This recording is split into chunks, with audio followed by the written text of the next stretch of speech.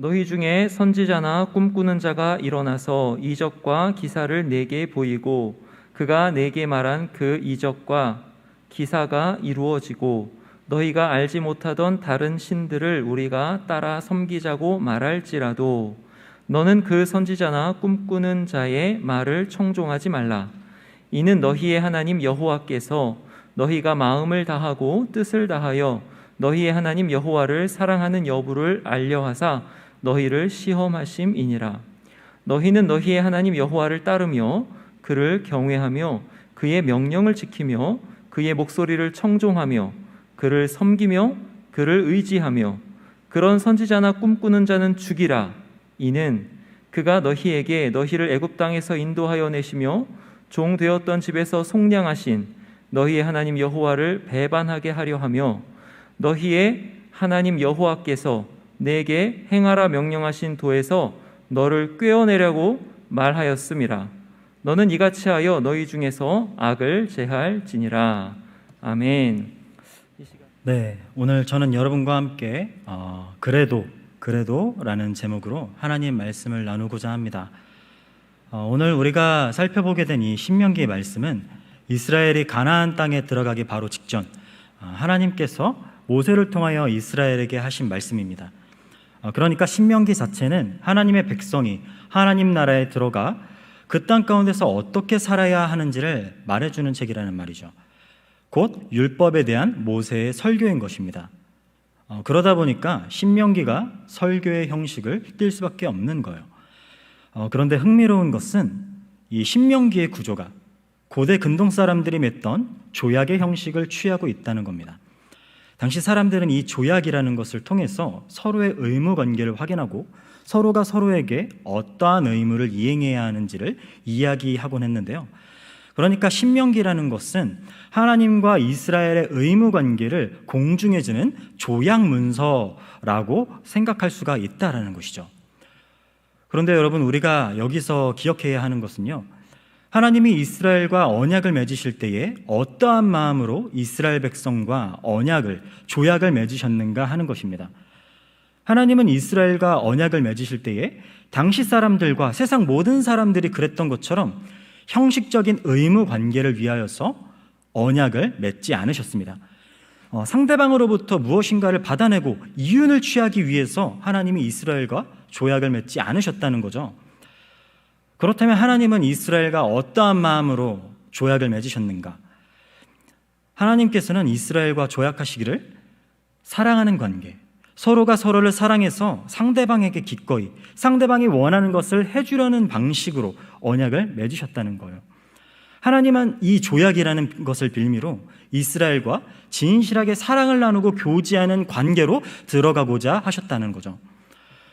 여러분, 그런 맥락 가운데서 우리가 신명기를 읽으면 하나님께서 왜 그토록 신명기 내내 너희 유일하신 여호와 하나님을 마음을 다하고 목숨을 다하고 뜻을 다하고 힘을 다하여 너의 전 의지를 다하여 사랑하라 라고 말씀하셨는지를 우리는 이해할 수 있는 것입니다. 이는 단순히 하나님이 이스라엘 백성을 향하여 너 나를 사랑해, 안 그러면 내가 너네 다 어떻게 해버릴 거야, 박살낼 거야, 이런 이야기, 이러한 짐을 지어주고자 하기 위해서 하나님께서 이스라엘 백성에게 그러한 나를 사랑해라 라는 율법을 주신 것이 아니라는 거예요. 하나님께서 이스라엘과 언약을 맺으셨다는 것은 어떠한 부족함도 결핍도 느끼시지 못하시는 우리 하나님께서 우리 인간들에게, 이 하찮은 미물들에게 사랑해달라고 요청을 하고 계신 것이죠. 즉 신명기는 하나님과 이스라엘이 결혼했음을 선언하는 성혼 선언문과 같았습니다. 그런데 신명기에 대한 이런 이해 속에서 하나님이 가나안 땅에 들어가 살게 될 당신의 백성들을 향하여 무엇이라고 말씀하셨는가? 이렇게 말씀하셨죠. 너희가 가나안 땅에 들어가 정착하여 거주하게 될 때에 너희 중에서 선지자나 꿈꾸는 자가 일어나게 될 것이다. 그리고 그들이 너희의 눈과 귀를 이끌어낼 만한, 너희의 이목을 끌 만한 어떠한 이적과 기사를 일으킬 거야. 그런데 너희 가운데 그러한 이적과 기사가 나타난다고 할지라도 너희는 그에 현혹되지 말라. 여러분, 하나님께서 왜 이렇게 말씀하셨습니까? 오늘 본문이 말하는 이 선지자들과 꿈꾸는 자들이 이 이적과 기사들을 통해서 이스라엘을 다른 신들에게로 이끌어갈 자들이기 때문에 그랬습니다. 즉 본문 속에 나타나는 오늘 하나님께서 본문에서 말씀하시는 이 선지자들과 꿈꾸는 자들은 거짓 선지자 및 하나님으로부터 나지 않은 어떠한 환상과 꿈을 꿨던 자들이라고 우리가 생각할 수가 있겠는데요. 그런데 당황스러운 것은 이 거짓 선지자들과 이상한 환상과 꿈을 보았던 자들이 그들이 이야기했던 예언과 이적과 기사들이 그대로 이 세상 가운데 실현된다는 데 있습니다. 그러니까 여러 신들이 존재한다고 믿었던 당시 이스라엘 사람들 입장에서는 그들이 말한 이적들과 예언이 성취되는 것을 보면 당연히 이 자들이 말하는 신이 진짜 하나님인가? 이렇게 생각하지 않을 수가 없었다는 거예요. 그런데 이 모든 것을 거두절미하고 우리 하나님은 이스라엘 백성을 향하여 뭐라고 말씀하셨는가? 우리 3절 말씀 같이 읽어보도록 하겠습니다. 같이 읽겠습니다. 시작. 너는 그 선지자나 꿈꾸는 자의 말을 청종하지 말라. 이는 너희 하나님 여호와께서 너희가 마음을 다하고 뜻을 다하여 너희의 하나님 여호와를 사랑하는 여부를 알려하사 너희를 시험하려 하심이니라. 여러분, 지금 하나님께서 이스라엘 백성에게 하시는 말씀이 무엇입니까?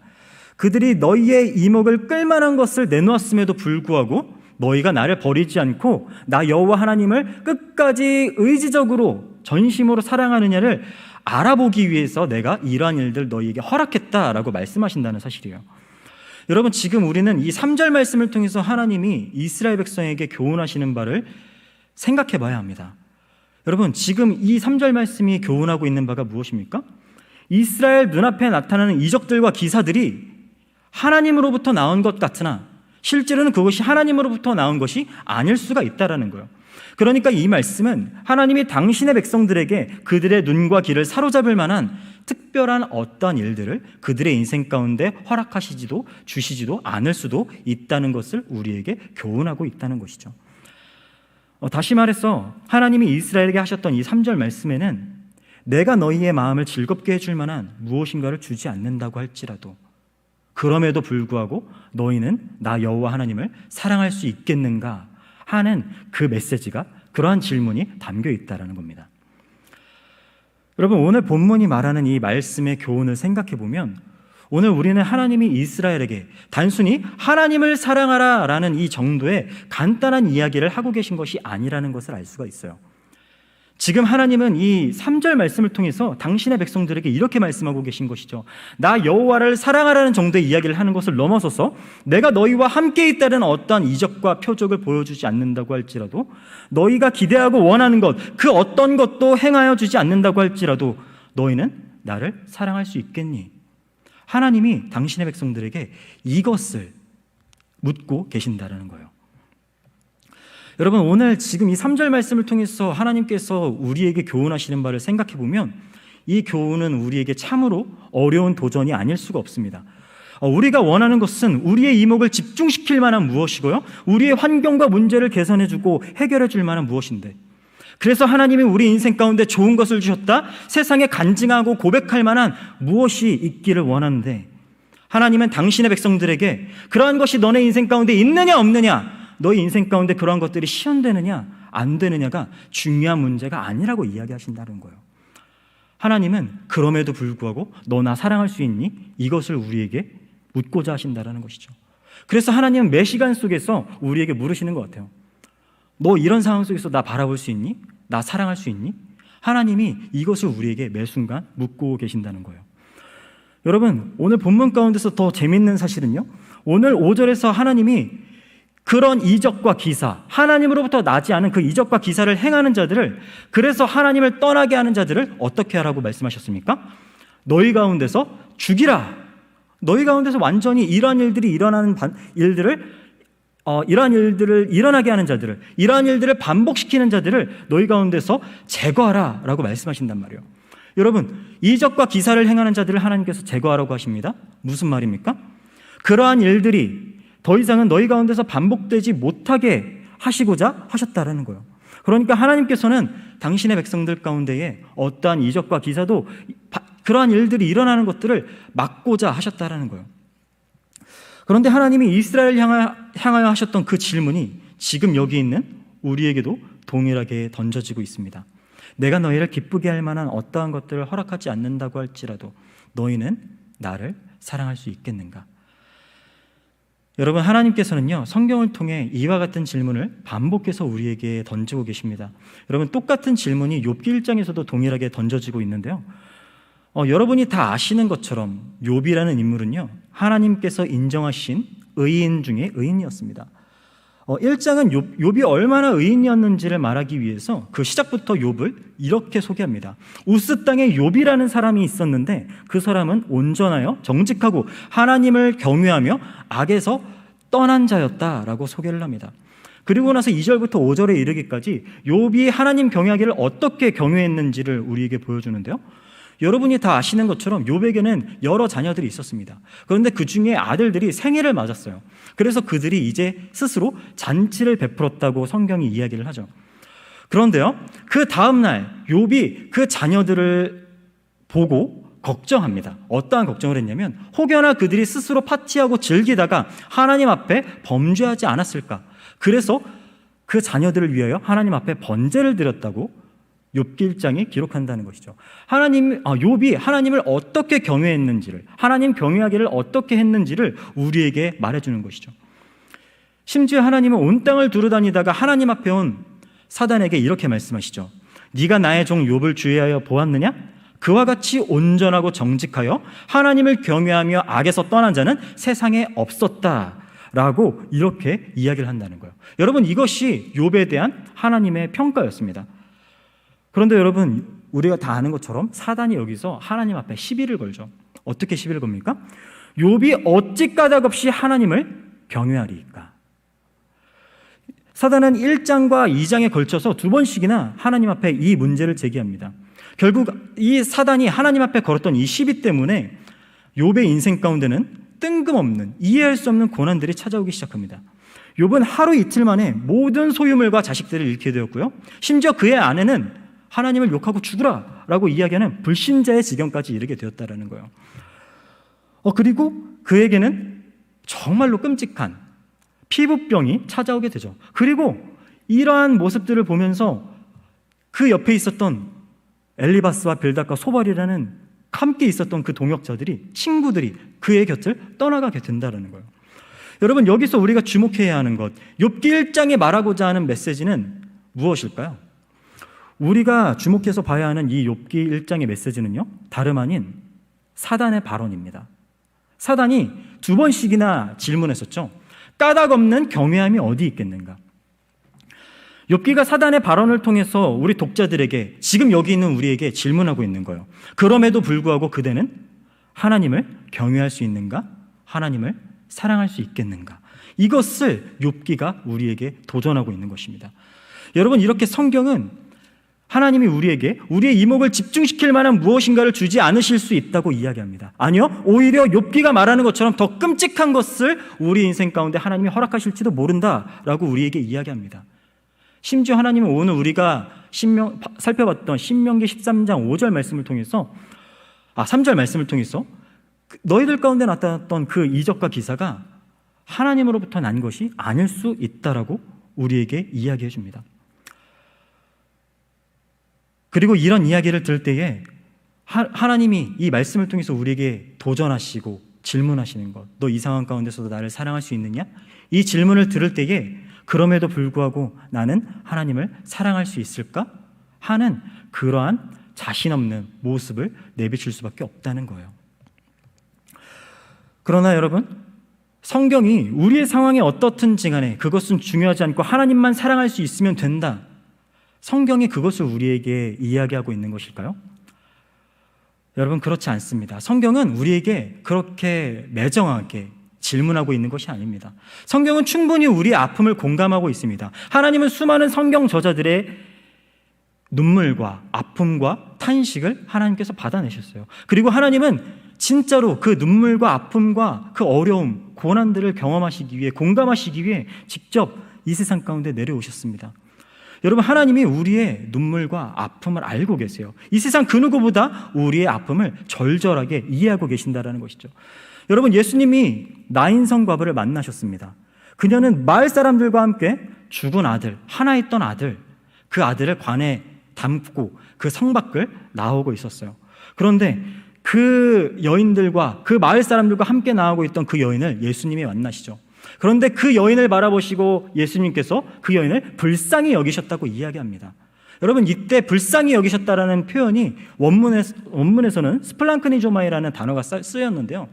그 단어의 뜻이 무엇인가? 창자가 끊어지는 고통으로 동정했다라는 이야기입니다. 여러분, 여기서 하나님이 당신의 백성들의 아픔과 눈물을 얼마나 동정하시고 공감하셨고 이해하셨는지를 우리에게 이야기해주고 있는 것이죠. 여러분, 하나님이 우리의 눈물과 아픔을 무시하고 그냥 무조건적으로 하나님, 여호와 하나님 한 분만을 사랑해라, 이러한 짐을 우리에게 지우고 계신 것이 아니라는 사실이에요. 그런데 하나님은 이런 우리의 아픔과 눈물과 어려움과 벗어나고 싶은 이 현실을 아심에도 불구하고 우리에게 물으시는 거예요. 그래도 나를 사랑해 주겠니? 이 이야기를 당신의 백성들에게 묻고 계신다라는 거예요. 여러분, 하나님이 성경을 통해 말하고 있는 건 상황을 넘어선, 너희의 여건을 넘어선 하나님을 향한 사랑이다라고 우리에게 교훈하고 있다라는 것이죠. 여러분, 우리는 오늘 말씀을 통해서 하나님 우리에게 교훈하고 계신 이 교훈을 기억해야 합니다. 그리고 그 아픔과 지금 우리를 둘러싼 눈물을 흘릴 수밖에 없는 이 상황과 탄식할 수밖에 없는 이 상황 가운데서도 하나님을 사랑하는 것이 이 환경을 넘어설 수 있는 힘과 능력을 우리에게 준다는 것을 우리는 기억해야 합니다. 오늘 말씀을 통해서 하나님이 우리에게 교훈해 주시는 바를 기억하면서 우리 하나님을 사랑함으로 그 시간들을, 지금 이 시간들을 능히 넉넉히 이겨낼 수 있는 저와 여러분이 되길 소망합니다. 마지막으로 제 이야기를 하고 오늘 말씀을 좀 마무리하고자 합니다. 여러분, 저는 군 생활 중에 2012년 중에 아버지를 잃게 되었습니다. 자대 배치받은 지 막 이제 2주밖에 안 됐었어요. 그래서 이제 자대 배치 받고 나서 2주 정도 지났다라고 하는 것은 대략 이제 군 생활 약 650일 가량 되는 그 시간 중에서 100일도 안 되는 시간이 되었을 때에 아버지가 돌아가셨다라는 이야기를 이제 말씀드리고 있는 건데요. 아버지가 그때 그렇게 돌아가시면서 저희 가정에 이제 아버지가 하시던 사업에 큰 어려움과 부도가 일어나면서 저희 가정 가운데 큰 어려움과 경제적인 위기가 찾아오게 되었습니다. 당시 저희 어머니는 저희 아버지의 그 사업을 돕기 위해서 이제 30대, 40대, 거의 50대에 이르기까지를 계속해서 아버지 일만 도우셨던 분이에요. 그러니까 경제적인 위기가 찾아왔던 그 상황 속에서도 새로운 아버지가 돌아가신 상황 속에서 경제적인 어떠한 활동을 하기에 너무나 어려운 상황 가운데 계셨다는 거예요. 그리고 제 동생은 그때 당시에 고3 수험생 생활을 하고 있었습니다. 그리고 저는 또 여러분들한테 말씀드렸던 것처럼 저는 군대에 가 있었습니다. 그래서 그 누구 하나도 저희 가정의 경제적인 형편을 책임져 줄 수 없는 상황 가운데 저희 가정이 이제 어려움을 겪게 되었는데요. 그 일이 있고 나서 하나님의 은혜 가운데에 저희 가정이 믿음으로, 은혜로 그 시간들을 부랴부랴 어떻게 이렇게 잘 이겨내고 견뎌낼 수 있게 되었습니다. 그것이 참 하나님의 은혜였고요. 하나님께서 비록 저희 가정 가운데 어떠한 놀라운 이적과 반전적인 일들을 일으키시진 않으셨어요. 그럼에도 불구하고 하나님의 은혜로 지금까지 잘 걸어올 수 있었습니다. 놀랍게도 그러한 시련과 고난이 있었기 때문에 제 인생 가운데 이렇게 신학을 하고자 하는 마음이 생겼고요. 하나님의 말씀만이 하나님의 백성들을 살릴 수 있었다 하는 것을 깨닫게 되었어요. 실제로 제가 어려움과 고난 가운데 있을 때에 하나님의 말씀이 저를 살렸기 때문에, 그래서 말씀만이 하나님의 백성들을 살릴 수 있구나 하는 그러한 확신이 들어서 이제 신학교에 가게 되었고요. 이제 이렇게 말씀을 전하는 이러한 자리에 섬기게 되었는데요. 이러한 시간이 있기까지 지금까지도 제 안에 그런 마음이 있는 것 같습니다. 믿음으로 하나님의 은혜로 이 시간을 지금까지 잘 걸어왔지만 어떠한 마음이 제 안에 있냐면요, 하나님이 언젠가는 저와 제 동생과 저희 어머니를 다시 한 번 더 회복시켜 주시겠지, 일으켜 주시겠지 하는 기대감이 있는 것 같아요. 여전히 제 안에 어떠한 하나님이 보여주실 만한 이적과 기사가 있기를 원한다는 거죠. 그런데 놀랍게도 성경에는 그렇게 요셉과 같은 인물들을 저 밑바닥까지 끌어내리셨다고 뒤집었다고 이야기를 하는데, 제 인생 가운데 하나님이 그러한 일들을 행하시지 않을까 기대했음에도 불구하고 하나님은 그렇게 일하지 않으셨다라는 거예요. 얼마나 저 스스로 낙담이 되고 낙심이 되는지 신앙생활을 하다 보면 정말 요셉을 자기 백성 삼으셨던 하나님이, 요셉의 인생 가운데 이스라엘 백성 가운데 그렇게 역사하셨던 하나님이 이러한 어려움을 당하고 있는 나에게, 그리고 제 주변 사람들에게 그렇게 일하실까 하는 그런 회의감이 들 정도로 하나님은 어떠한 이적과 기사를 우리 인생 가운데 나타내시지 않으시더라는 거예요. 그런데 어느 날 신명기 말씀을 묵상하다, 오늘 이 말씀을 묵상하다가 하나님께서 저에게 질문하시는 것만 같았습니다. 영규야, 네 인생 가운데 내가 이적과 기사를 행하지 않는다고 할지라도 실제로 네 인생 가운데 이적과 기사, 네 인생을 뒤집을 만한 어떠한 것이 나타나도 그것이 나로부터 나온 것이 아닌지 알 수 없는 상황 속에서 그러한 이적과 기사들이 네 인생 가운데 나타나지 않는다고 할지라도 너 그 상황 속에서 나 사랑할 수 있니? 라는 질문을 하나님이 이 본문을 통해서 저에게 하시는 것만 같았습니다. 여러분, 그런데 이 하나님이 이 말씀을 통해서 저에게 하시는 질문 가운데 저는 선뜻 네 주님, 제가 주님을 사랑하겠습니다, 그래도 주님 따라가겠습니다 하는 고백이 쉽게 나오지는 않았습니다. 그런데 제 마음속 그 깊은 가운데에 그래도 네 주님 사랑합니다, 주님 따라가고 싶습니다, 이렇게 고백하고 싶어하는 그러한 작은 마음이 제 마음 가운데 숨어 있는 것을 보게 됩니다. 여러분, 그런데 이 질문이 당시 가나안 땅을 비집고 들어가 그 땅에서 하나님 나라를 일구어 가야 될 그 이스라엘 백성들을 향하여 주어졌던 질문이었다는 거예요. 그런데 그 이스라엘 백성 가운데 던져졌던 질문이 지금 이 시간 하나님 이 땅 가운데 뚫고 들어온 하나님 나라를 살아가고 있는 하나님의 백성들, 지금 여기 있는 저와 여러분들에게 동일하게 던져지고 있다는 거예요. 내가 너희 인생 가운데 어떠한 이적과 기사, 하나님 앞에 감사와 찬송과 경배를 올려드릴 만한 어떠한 간증거리를 우리 인생 가운데 허락하지 않는다고 할지라도 그래도 그대들은 하나님을 사랑하겠는가? 이 질문을 하나님께서 오늘 본문을 통해서 하고 계십니다.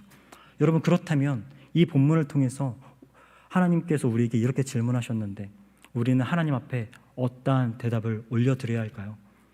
너무나도 어렵고 감히 하나님 앞에 드릴 수 없는 고백이겠지만 하나님 앞에 귀한 눈물의 고백, 우리 마음 저 깊은 어딘가에 있는 하나님을 향한 우리의 사랑의 고백을, 그래서 하나님 앞에 그래도 주님, 내가 주님 따라가겠습니다, 주님 사랑하겠습니다, 이렇게 고백할 수 있는 저와 여러분이 되길 주님의 이름으로 축복합니다.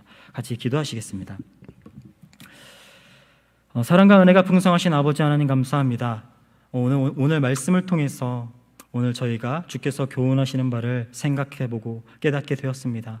하나님, 이스라엘 백성 가운데 어떠한 이적과 기사가 나타난다고 할지라도 그것에 현혹되지 말고 끝까지 하나님만 사랑하라 하시는, 하나님만 바라보라 하시는 주의 말씀을 우리가 듣게 되었습니다. 그리고 그 말씀을 통하여, 그 교훈을 통하여 우리 스스로 우리 심령 가운데 질문해보게 되었습니다. 그러한 우리 인생 가운데 어떠한 이적과 기사가 나타난다고 할지라도 우리의 마음과 우리의 심령을 시원케 할 만한, 우리의 눈물을 닦아줄 만한 어떠한 것이 나타난다고 할지라도 주님을 사랑할 수 있겠는가 하는 그 질문에 우리가 어떻게 대답해야 할지를 우리로 하여금 생각해보게 하신 것을 하나님 심히 감사합니다. 하나님, 주께서 오늘 말씀을 통해서 우리에게 하시는 그 질문 속에, 그 질문에 대하여 우리 스스로가 이르기를 주님, 내가 그럼에도 불구하고 주님을 따르겠나이다, 주를 사랑하겠나이다, 이렇게 고백할 수 있는 사랑하는 우리 모든 화성교회 지체들 될 수 있도록 은혜를 내려주시옵소서. 감사드리며 이 모든 말씀 우리 주 예수님의 이름으로 간절히 기도합니다. 아멘.